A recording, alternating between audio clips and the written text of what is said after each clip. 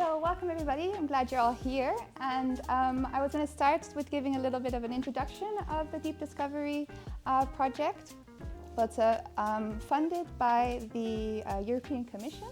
Our Erasmus Plus priorities are horizontal, the fight against climate change, and then within the school education realm, it's promoting interest and excellence in science and STEM.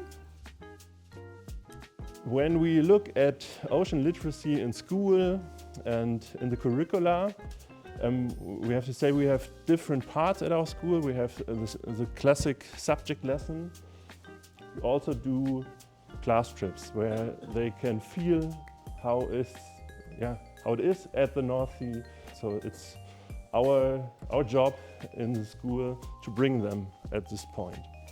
For instance, along these 4 years of the secondary education, so at some point, so they find in the biology class, so basics of ecosystems, food chain, biodiversity, threats to it, then marine and aquatic ecosystems, so specifying, and the environmental impacts of human activity. Considering only ocean literacy, I mean STEM subjects, I think that gender gap in science is the great challenge for us, okay? So we are working in it. For instance, there are 2 dates which are already key dates in our school calendar. Yeah, that's the International Day of Women and Girls in Science and the International Women's Day. So we celebrate it and we claim for rights and for importance of women in science and technology. What is ocean literacy? At first I thought, like, is it about English related? Are we more into like storytelling about the ocean and so on and so forth? And then Giliana, who is also one of the partner professors in the UIT, is a parent from our school, and that's why we are here. Most of our units are linked to the UN Sustainable Goals. We had a unit about sustainability, wherein we had an interdisciplinary unit with our social studies, with sciences for our grade 7 and 8, wherein we looked into how is urbanization affecting sustainability and ecosystem up there in where we are. So my name is Christoph Gellern. I'm a scientist. I work here at the University of Bremen. I'm Anna. I'm a teacher of physics at the International School of Bremen. My name is Joaquín del Río.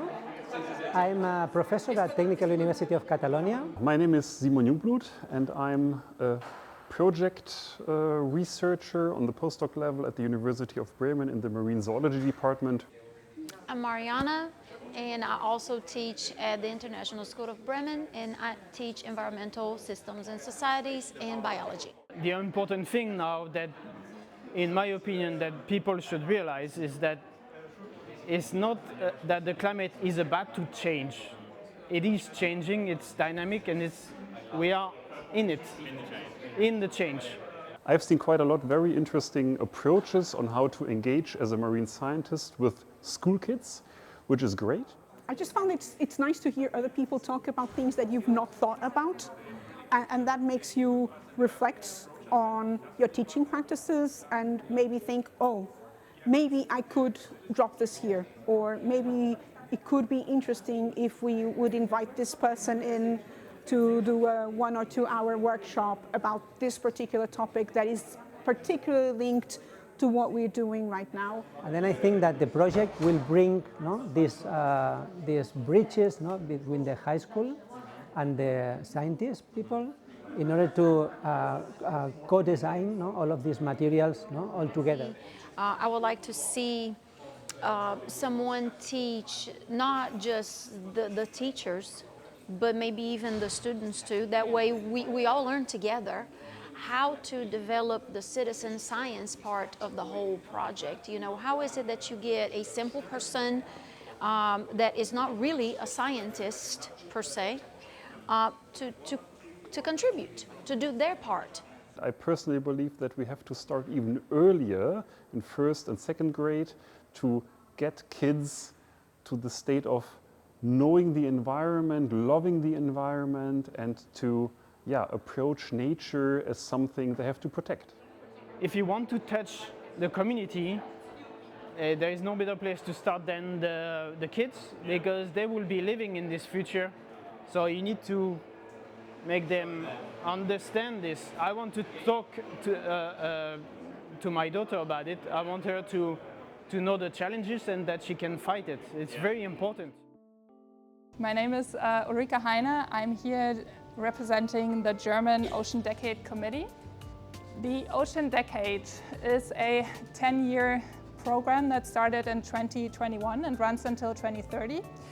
And it is a United Nations program. That means it comes with a very elaborate framework, and at the center sits the advancement of ocean science for sustainable development.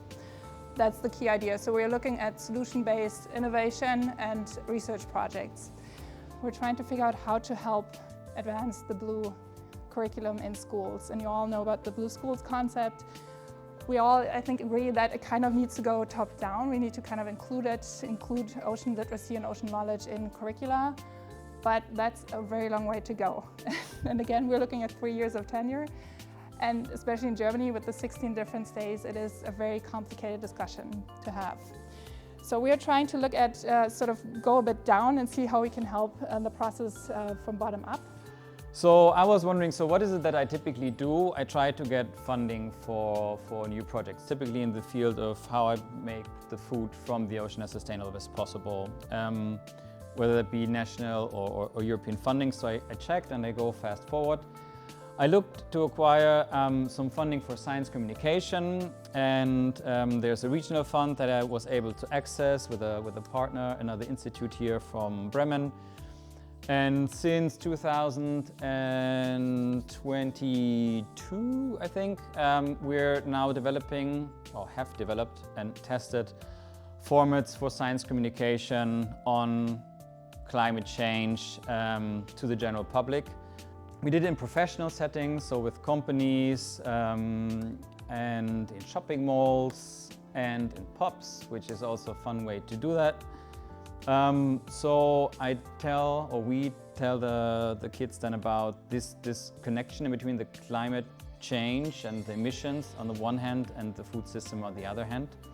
And a lot of things is, how the food from the future could look like that comes from the ocean. So we talk about low trophic and integrated aquaculture and the potential benefits of that.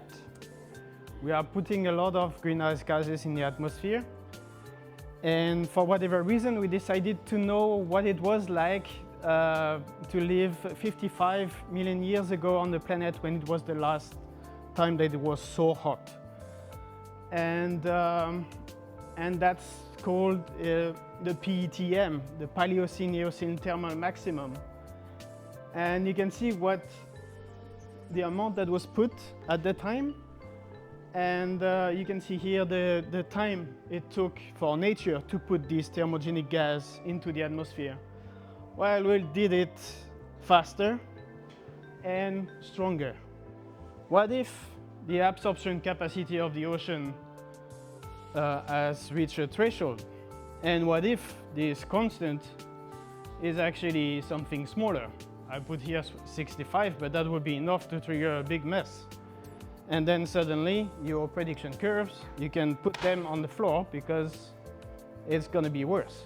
So what I would like is to introduce you to our project at the Institute for Art and Innovation, where we are trying to connecting the dots between future thinking and ocean literacy. All the knowledge, all the data is usually about the past, but all our decisions are about the future. And therefore, for us, it's so important to communicate what wishes do we have, what kind of futures are we envisioning together. And every one of you would, I guess, have tons of different futures in mind for yourself, for your communities, for the world.